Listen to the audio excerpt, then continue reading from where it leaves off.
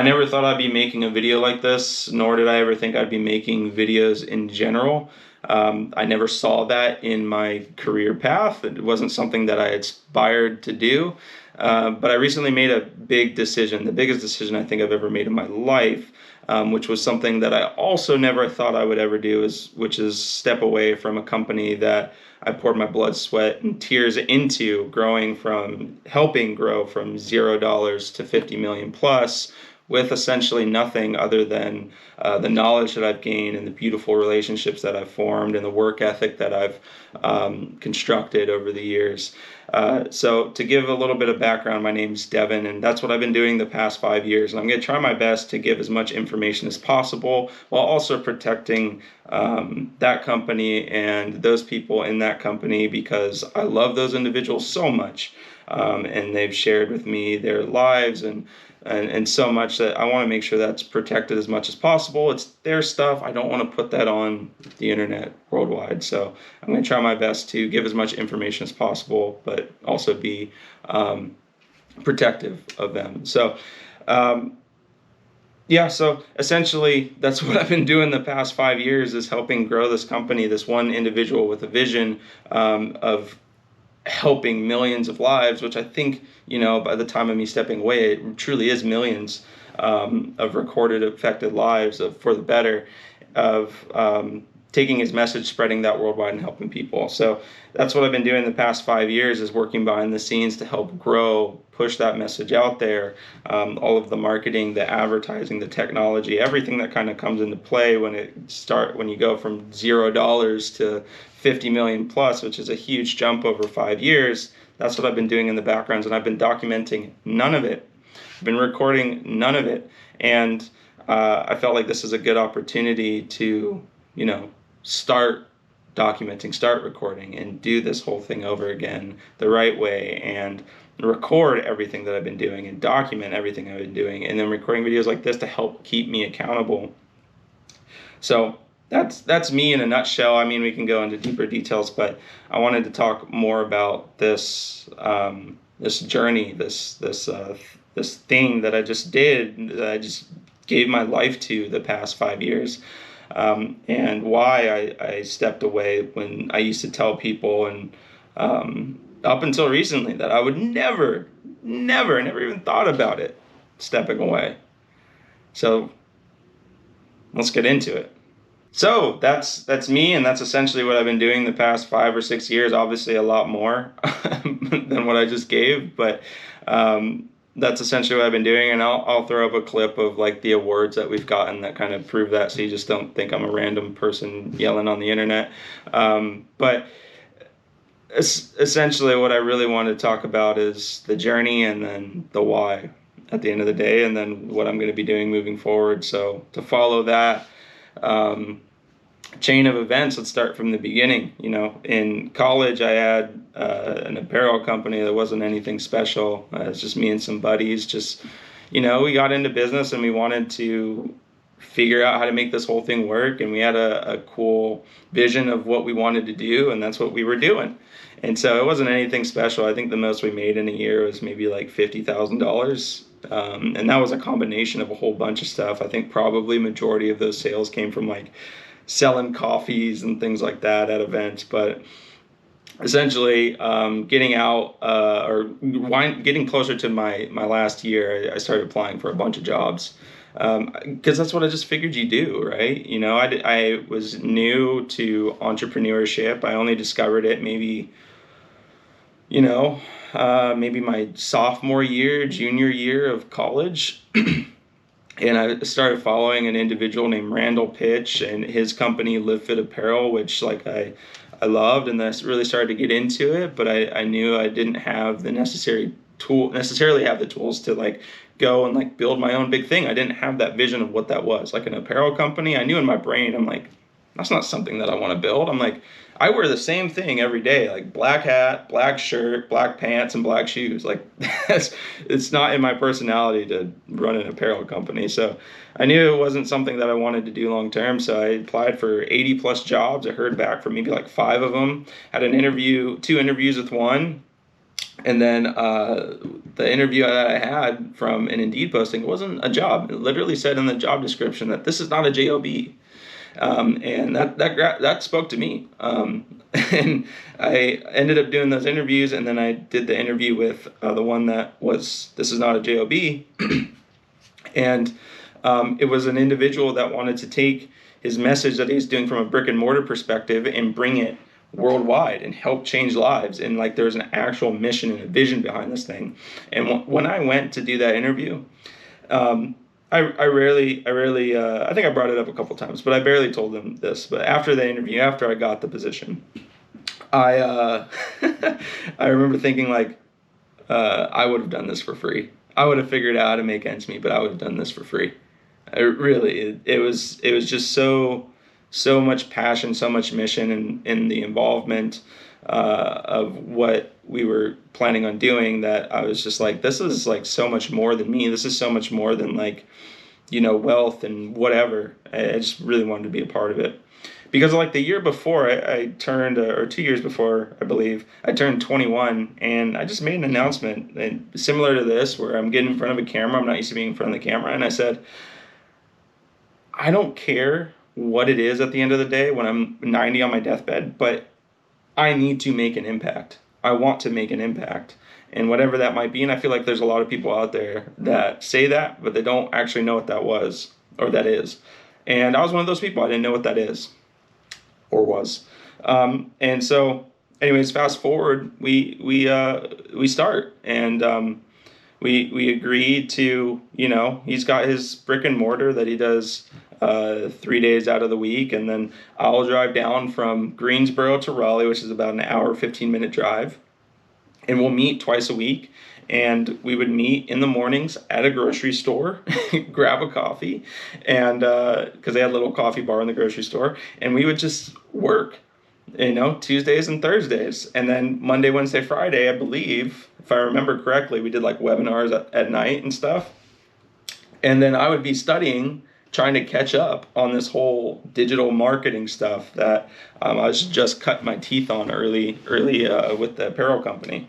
So Tuesdays and Thursdays, I would drive down to Raleigh. We would meet and we'd have coffee, and we'd be working until about 7. Then I'd drive my butt back to Greensboro, and then pick up the next day. I would study. I'd learn digital marketing, and then at nights we would do webinars and things of that nature. And that's the way it ran for about a year.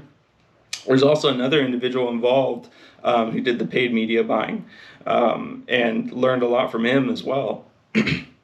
But that's the way it ran for about a year, and then it turned into his brick and mortar was getting a little bit bigger, so moved offices, and then we built in a little mini office for this venture in like the storage room of the new office with no windows. We painted all the wards like whiteboard so we could write on the walls. It was really good fun. Anyways, the story goes like that, right? It's that typical startup story, and I don't want to spend too much time reminiscing on that. I want to, be mindful of the time you're spending watching this, but it was mostly like that. And then we started to hire people. We started to grow. I remember the early stages. It was it was a lot. There was solid, 100-hour, 115-hour weeks for me.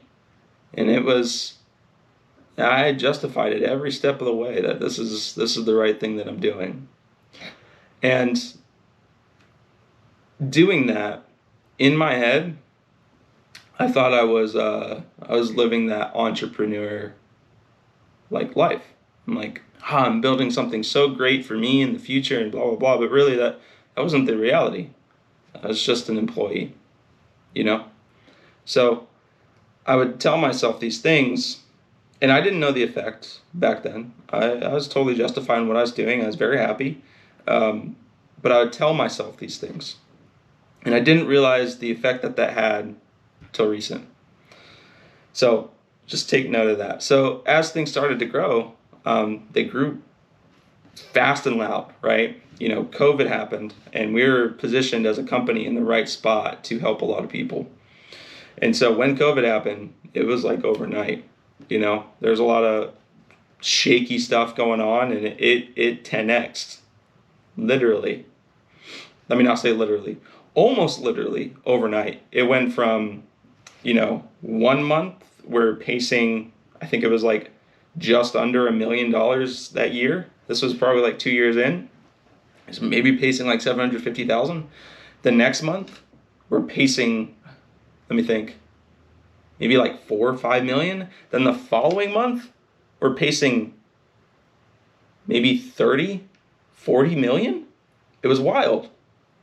No, let me pause that. Probably not 30, more like 15.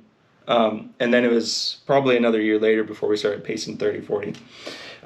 But that was fast and loud, and it literally happened overnight. And as you can imagine, there's growing pains. There's figuring out taxes. There's figuring out technology. There's figuring out hiring, support, how we market different, advertising, increased expenses, blah, blah, blah. So much happened, right? And it was just so much. And I was having a blast. It was painful. It was still like, 80-hour to 100-hour weeks. And I did a lot more than I actually like put out there. It was just a lot, but I was enjoying every step of it because I just knew that I was living the life that I wanted to live, or thought I knew I was living the life I wanted to live, that entrepreneurial life. And as things started to go by, ups and downs as usual. And I started to have a moral battle with myself, and who I was as a person, what I was doing.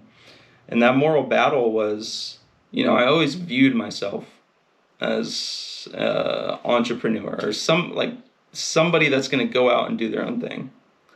And because I had that view, I always, and that's how I viewed myself. So I viewed the things I was doing as contributing to that.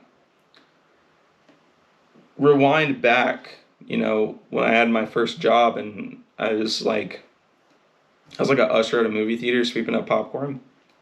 I remember it's the weirdest scenario that just grossed me out about working for someone. It was like a trial period. It was like a group hiring of a certain amount of people, and at the end of it, they're only going to keep 3. I think there was like 10 of us, right?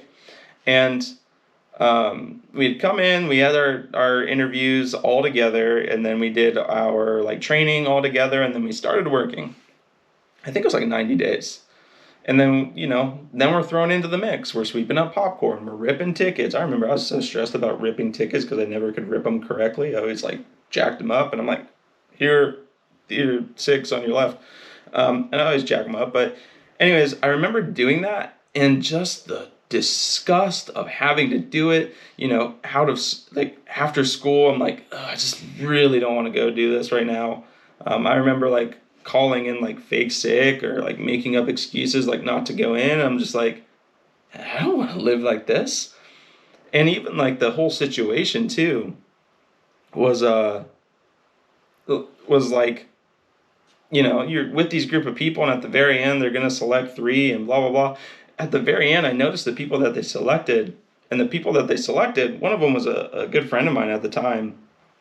And the other ones, I don't recall who they were, but I remember watching those people while we worked, and they were like all in it. They were just like the perfect employee. And I just remember watching that, and I'm like, I don't think I want to be the perfect employee. It doesn't sound appealing to me. I'm like, I don't know. It just didn't resonate with me. Like the perfect employee, somebody that always does what they're told to do, and like it never really stuck with me for some reason. And I wasn't one of the people that got the job, obviously, because I was rebellious and I called out sick a lot. And so after that, I just decided, I'm like, I don't ever want to work for someone or a corporation at least, like that just seems weird. So as you can imagine, like this entire time, the early stages of a startup, everybody, you feel like an entrepreneur, and it doesn't matter if you're the owner or employee number 1, 2, 3, 4, like you guys are in the trenches, you guys are building something. There's no time to think about like, ownership and equity and blah, blah, blah. There's no time to think about it. You're just thinking about like, oh, we're building something awesome. It's so cool. And as time started to go on, like we started to change and, progress, and policies were enforced, and like more structure was in play, and like all of that was fine with me because I knew that's what needed to happen to grow a successful company. You can go fast and loud for so long, but you start needing to add some processes in there, or you're just going to go super fast, really high, and then just plummet to the ground. And so I was completely okay with that. My personality bucked against it, obviously, but I knew what needed to happen. And so I was okay with it. But it wasn't until a couple of years ago when we changed offices and the dynamics of things really started to change. It wasn't until then that I started having a problem. And the reason I started to have the problem now looking back on it was because I found myself on the other side of the fence. And when I say the fence, it's the fence of like, being one of the founding members to being an employee, right?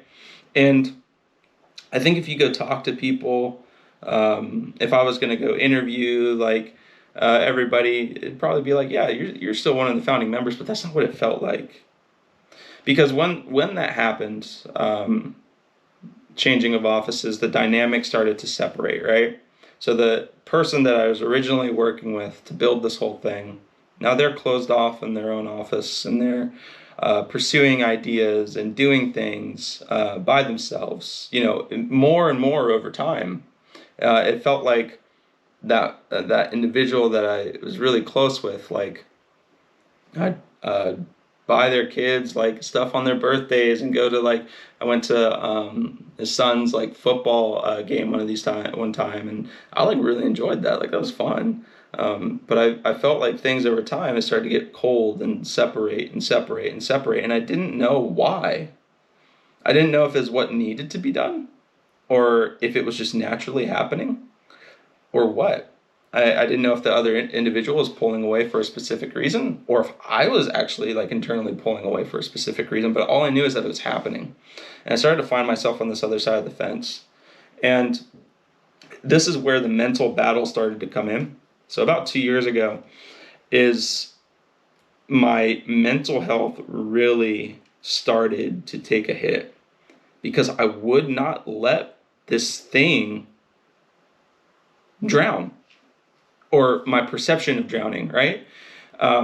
It would be completely okay without me, and it's going to be completely okay without me.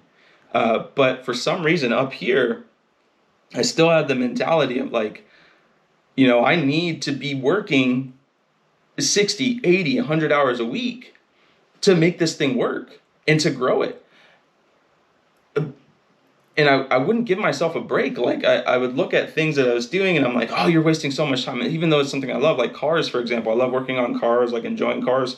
And I'd be in the garage, like working on something, and I'd just be like, you're wasting so much time. You need to go work on this thing. And it's the weirdest dichotomy. It's like you work so hard to accomplish this thing so you can get yourself that time. But once you have that time, you don't want that time. You want to go work on that thing. And so I started to find that there was less and less for me to get involved with. I wanted to build a business, but I was getting myself put into this category of just marketing and advertising. And it's day after day started to feel a lot more like a job. Now there's a lot more things that kind of like pile on top of that I don't need to get into. But the main thing was like, that I could really, once I've had time to process this and my decision and like everything that I've been doing, it's been the mental health aspect and the pressure that I've been putting on myself, the unnecessary pressure that I've been putting on myself when it's not even my own company, right? And as it started to grow, I tried to make moves of like, can I have equity in this thing and all this to help my brain just justify like, you want to be spending all this time on this. You want to work this hard. And So why not have that piece of ownership in the back of your brain and justify why you're working so hard? That, long story short, that doesn't help. It really doesn't.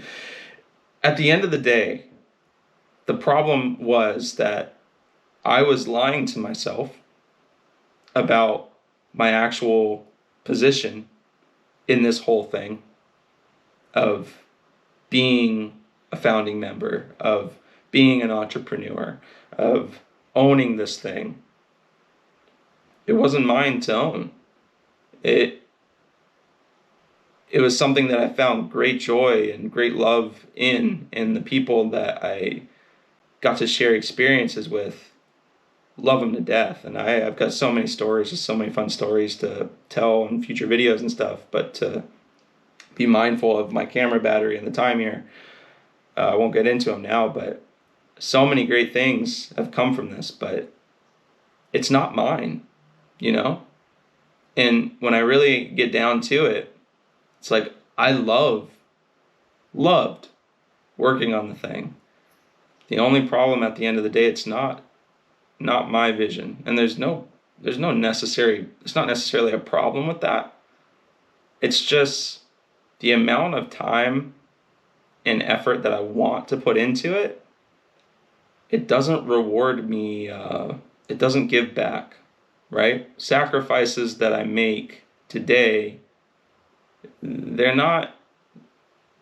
might not be a return on those sacrifices given my situation, is what I come to find out.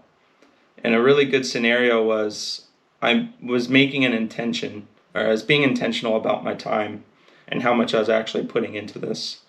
And I would just do like normal, 9 to 5 hours, 8 to 4, 7 to 3, whatever. I was just making sure I just, be mindful of your time, because there's relationships and people outside of work that are really important to you, and you don't want to lose those. And recently had like a equity conversation and all of that. And I thought, yes, okay, I feel better. And then a few days later, I caught myself, I got a call right there, and then my camera battery died and I had to swap it out for a new one. Try and wrap it up. To like end that story is like I said, I was on a high, and then a few days later, I was supposed to be spending a lot of time with my girlfriend. We were really intentional, like, hey, let's take this like few hours and like let's do like a little like in-house date. And so that's what we're doing. And then around like 8 p.m. there was a situation that needed to be set up for tomorrow. And it wasn't like a need, like things were going to blow up. It was more of like, it's like if it didn't get done, it's not the end of the world, right? Right? But in my brain, it was the most important thing. And I was willing, because of the history that I had, I was willing to sacrifice my relationship in order to get it done. And after that, it clicked, and of just like, oh, you're not living the life that you actually think you're living or want to live. And that hurt, a lot. Because it was a realization that your mental is not okay. And for somebody that thinks that, I'm pretty well-rounded, I'm pretty good from a mental aspect, and I'm a somewhat healthy individual, to have that kind of moment, it just hit. And it hit hard. And now my brain started to go to, you need to start designing your life intentionally. And so this was at like the beginning of January 2024. And then I just sat and I watched and I thought for a couple of weeks. And the thought that I never once had before of leaving started to pop into my head. And I ran every possible scenario through my head of like possibilities, like what can we do? And I just came to realize that the situation that I'm in doesn't necessarily allow me to design the perfect life that I want. And that's when I realized that something is not right,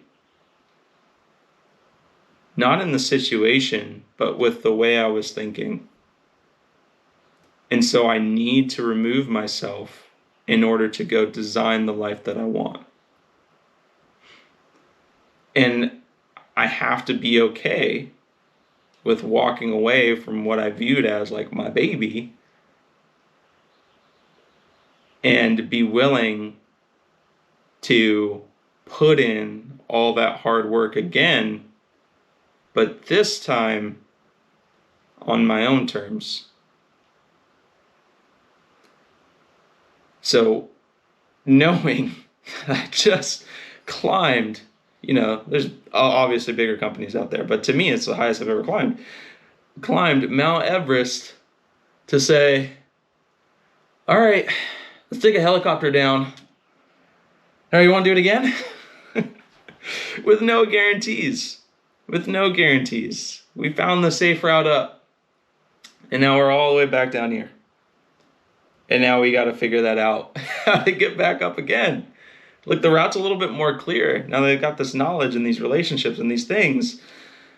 It's not guaranteed. I can start climbing and then, just one misstep and you go. And I knew I had to be okay with that because for once in my life, there's been things that are more important to me than, the work that's at hand.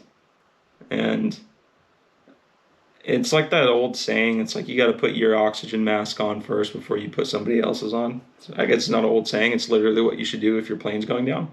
But I needed to do that. I never gave myself the opportunity to do that. I always thought I did. But it wasn't until I actually made the decision and then talked to the individual. And then once again, I don't want to disclose names of all that kind of stuff, just to be respectful. It wasn't until I talked to the individual that I actually felt like, crap, I can breathe. I feel like I can breathe now. I can think. And then I felt like for the first time it was actually, headed in the right direction. I always felt like I was headed in the right direction, but I never truly felt it, like I knew, right? And that's where we're at. It's been a wild journey. I've got plenty more stories to tell, plenty more life lessons to put out there that might help somebody, or it might just be an entertaining story about the past 5 or 6 years. But where it goes from here is doing it all over again, doing it differently this time, doing it with intention, with the end result right in front of my face every day. So I know this is wrong, this is right, this is wrong, this is right, based on my rule book and nobody else's. And that's what I want to document, because even though you might be out there building something amazing and it's great and it's producing a lot of revenue and you're helping thousands of people, but it might be leading you in a way that it's golden handcuffs, or you might be in the wrong seat. Maybe you feel like you need to be a leader or the founder, and you're actually employee number 1, 2, 3, 4. It doesn't matter. You might be a closet entrepreneur, and you just need an extra push to step out of that closet and go pursue what you want to pursue. I don't know. The only thing that I could hope is by me sharing these things and me sharing my upcoming journey of doing this all over again helps at least one person, if not myself. Helps hold me accountable, that's for sure. But I hope it helps somebody else too. So that's what we're doing. That's why this video is being recorded. And that's why more videos will be recorded. And so I hope that this tried to expedite the story as much as possible. Expedited story at least resonates with someone out there. Helps, you know. So anyways, I'm gonna stop rambling. I need to go take this call. And yeah, let's see where this takes us. I'm excited. I think he's excited too.